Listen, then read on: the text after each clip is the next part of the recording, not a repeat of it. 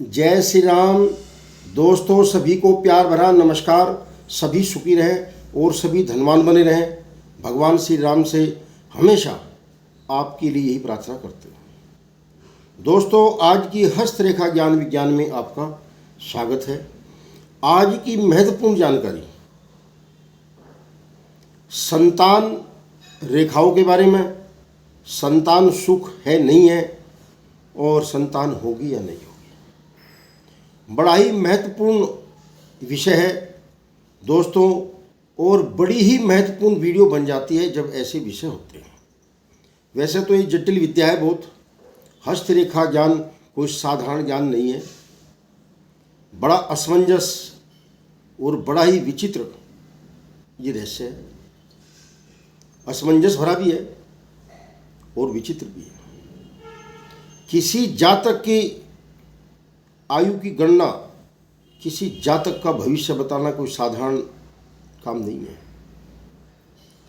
तो दोस्तों, संतान रेखाएं क्या कहती हैं और संतान सुख मिलेगा नहीं मिलेगा, ये सभी की इच्छा होती है। संतान से ज़्यादा भी जो इंसान कल्पना करता है संतान सुख की,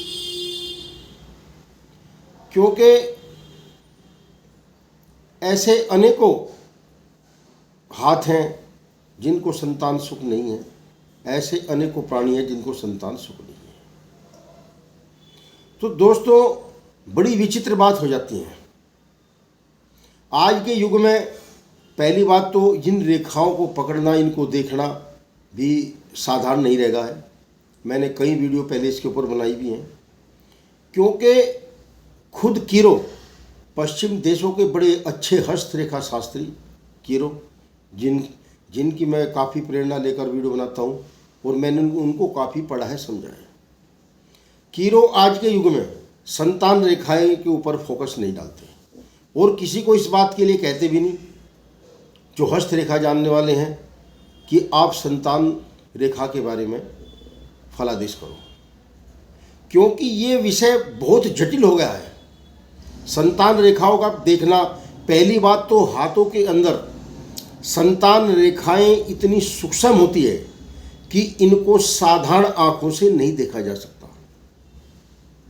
बहुत ही अनुभवी हस्तरेखा शास्त्री इनकी पहचान कर सकता है और ये वर्जित भी हो चुका है। खुद जो हमारे सरकार है उन्होंने भी प्रतिबंध लगा रखा है कि कोई भी जो है इस पर इनका परीक्षण नहीं करेगा मशीनों द्वारा, क्योंकि मामला बहुत जटिल दिन पे दिन बनता जा रहा है। दोस्तों, पहले जो हम हस्तरेखाएं देखते थे तो उसमें हमारा जो ये बुध का क्षेत्र है, हृदय रेखा से ऊपर विवाह रेखाएं होती थी। उन विवाह रेखाओं में 1, 2, 3, 4 की गणना होती थी और हृदय रेखा के निकट से ही रेखाएं चलनी शुरू हो जाती थी। जिस प्रकार से ये हमारी हृदय रेखा है और इसके नज़दीक से ही हमारी विवाह रेखाएं चलनी शुरू हो जाती थी और ऐसे ही संतान रेखाएं भी जल्दी दिखाई देने लगती थी। परंतु आज के इस वैश्विक दौर में, आज के इस विकासशील दौर में हमारी जो विवाह रेखाएं ये ऊपर अपना मार्ग बदल दिया है, ऊपर पहुंचने लगी हैं, ऊपर पहुंच गई हैं। अनेकों हाथों में मैंने देखा है कि अपना स्थान बदलती जा रही है। कारण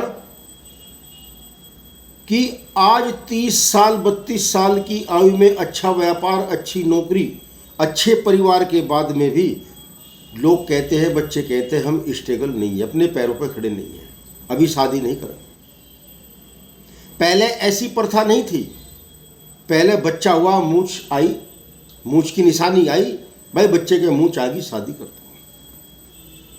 रोटी में भी खाते थे, रोटी आज भी खाई जाती थी, परंतु बड़ा फर्क आ गया है। कहीं के हाथों में तो संतान रेखाएं दिखती भी नहीं, विवाह रेखाएं कहीं कहीं दिखने लगी। उसके कारण बन गए हैं, क्योंकि कहीं विवाह तय हुआ, हट गया, कहीं इश्कबाजी में विवाह हुआ, वो भी गंधर्व विवाह, वो भी हट गया। रेखाएं तो छाप छोड़ गई मगर शादी नहीं हुई। तो उनको विवाह रेखा, प्रभाव रेखा या लगाव रेखा कहते हैं, परंतु वे सच्ची विवाह रेखा नहीं होती। दोस्तों, जो आज का मुद्दा है संतान रेखाओं के बारे में, उस पर फोकस डालते हैं। देखो, प्रजनन क्रिया बहुत ही जटिल है, बहुत ही मुश्किल है। सबसे पहले मैं निवेदन ये करूँगा आप अपनी नई युवा पीढ़ी को कि शादी के लिए समय लंबा मत खींचें।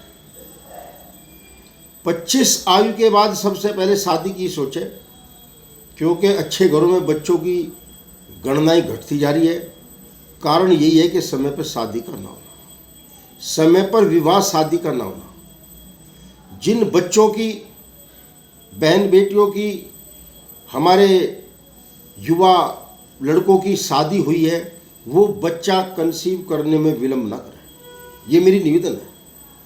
शादी के बाद सबसे पहला प्रोजेक्ट, सबसे पहला मिशन यही दिमाग में आना चाहिए कि जल्दी से जल्दी बच्चा कंसीव करें। अन्यथा लेट हो जाओगे, इसके बाद फिर और लेट हो जाओगे, और कहीं को फिर संतान प्राप्ति नहीं भी होती। अनेकों हाथों में देख रहा मैं, किसी के एक लड़की हो गई, किसी का बच्चा है ही नहीं, किसी के मुश्किल से एक लड़का हो गया, और 2 के नंबर आते सार तो क्रॉस। ये इतनी साधारण क्रिया नहीं है जितनी लोग समझते हैं। हमारी युवा पीढ़ी क्या समझती है कि जब मर्जी बच्चा पैदा कर लेगा।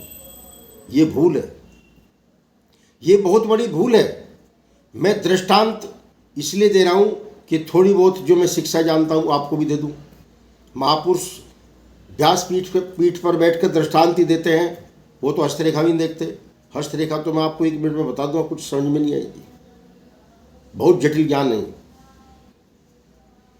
तो दोस्तों, बच्चा कंसीव करने में कोई भी हमारा बच्चा, कोई भी हमारा बंधु, कोई भी हमारी माता बहन, कोई भी हमारा बेटी विलंब ना करें। शादी के तुरंत बाद इसको एक मिशन समझे, सबसे पहले बच्चा ही कंसीव करें। गुजारा तो होता रहेगा। आजकल 4 लाख तनख्वाह कमाने वाला, 4 लाख रिश्वत लेने वाला भी ये कह रहा है मेरा गुजारा नहीं हो रहा। जो 12,000 की नौकरी कर रहे हैं उनके यहाँ 4-4 बच्चे हैं, खूब पढ़ ले, डॉक्टर के बन जाते हैं। जिनकी 40 लाख घर में आमदनी है, उनके बच्चे होते नहीं, होवे तो रोज वे डॉक्टर के खड़े रहते हैं। तो मित्रों, हमारी जो विवाह रेखाएं हैं, इन विवाह रेखाओं पर कुछ बहुत महीन रेखाएं हृदय रेखा के ऊपर से उठती हुई ऐसे दिखाई देती है। ये बड़ी सूक्ष्म होती है। इनको नंगी आंख से नहीं देख सकते। बड़ा अनुभवी हस्तरेखा विशेषज्ञ इन रेखाओं को पहचानेगा। इनकी गणना 1, 2, 3, 4 जितनी भी होंगी, ये छोटी बड़ी होती हैं, परस्पर बराबर नहीं होती। कुछ खंडित भी होती हैं, कुछ साफ भी होती है, कुछ लंबी होती हैं, कुछ लंबी होकर कनिष्का उंगली के मूल तक भी आ जाती है। जो बड़ी लंबी रेखा होगी, कनिष्का के मूल तक पहुंच जाएगी, ऐसी संतान के बारे में अनुमान ये लगाए जाते हैं कि ऐसी संतान का सुख माँ बाप के लिए मुश्किल है। साफ सुथरी जो संतान रेखा होगी, उसके बारे में सोचा जा सकता है कि संतान जो है माँ बाप को सुख देगी। और जो विवाह रेखा को काट दे, समझ लो ये जातक माँ बाप के लिए बाधक होगा। गुरु पर्वत अत्यधिक विकसित हो, ये हमारा गुरु पर्वत है, ये बहुत ज़्यादा विकसित हो गया है। गुरु पर्वत बहुत ज़्यादा विकसित हो गया और ये मंगल पर अपना प्रभाव छोड़ता है। ये मंगल नेक यहां पर प्रभाव छोड़ता है, मंगल पर दबाव बनाता है। तो ऐसे माँ बाप के नसीब में संतान सुख नहीं होता। पहली बात तो बच्चों का अभाव होगा। बच्चे हो भी गए, किसी की अल्पाई होगी, या फिर माँ बाप का सुख उनको नहीं मिलेगा। जिसका शुक्र सपाट होता है, ये हमारा शुक्र का क्षेत्र है, इसको हम शुक्र बोलते हैं। जिसका ये शुक्र सपाट होगा, इसमें कोई क्रियाएं नहीं होगी, इसमें कोई भी ऐसी गर्माहट नहीं होगी, विकसित हो, सपाट हो, कोई ऐसी रेखाएं ना दिखाई दें, तब भी जो है संतान का अभाव समझा जाता है। कुछ और ऐसे निशान होते हैं, ये हमारा अंगूठा है, ये अंगूठा है, और इसके मूल में कुछ हमें ऐसी रेखाएं दिखाई पड़ती हैं। इनको भी सावधानी पूर्वक देखना चाहिए, क्योंकि ये रेखाएं भी संतान रेखाओं की सूचक होती हैं। तो फिर निवेदन करना चाहूँगा, मैंने इसके बारे में आपको बता दिया कि जिसकी शादी नज़दीक हुई है या होने वाली है, अपना फर्स्ट मिशन, पहला मिशन, उन्नति के साथ साथ परिवार का भी ख्याल रखें। बच्चा कंसीव करने में देरी ना करें। बच्चा कंसीव करने में देरी करोगे तो देर हो जाएगी, क्योंकि हर चीज़ का एक समय निर्धारित किया गया है।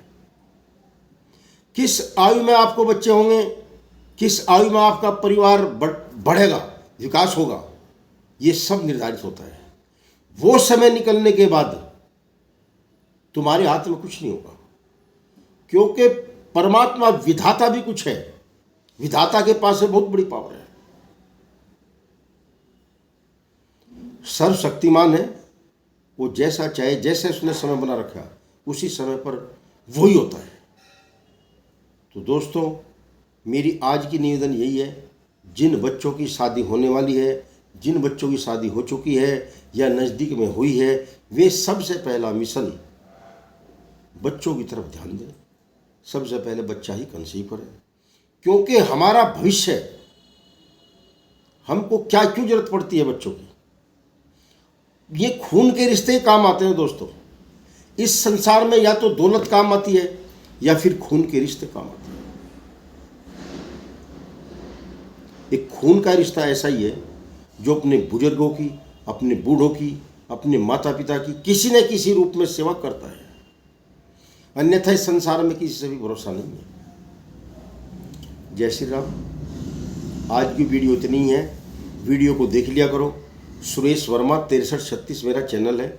ऐसी ही वीडियो बनाता हूँ दोस्तों, खास जानकारी के लिए। मेरा कोई शौक वीडियो बनाने का नहीं है, केवल जानकारी आप तक पहुँचाना मेरा उद्देश्य है। मैं रोज़ वीडियो भी बनाता नहीं, क्योंकि समय मुझे नहीं मिल पाता। समय निकालता हूँ, आपके लिए निकालता हूँ। जय श्री राम।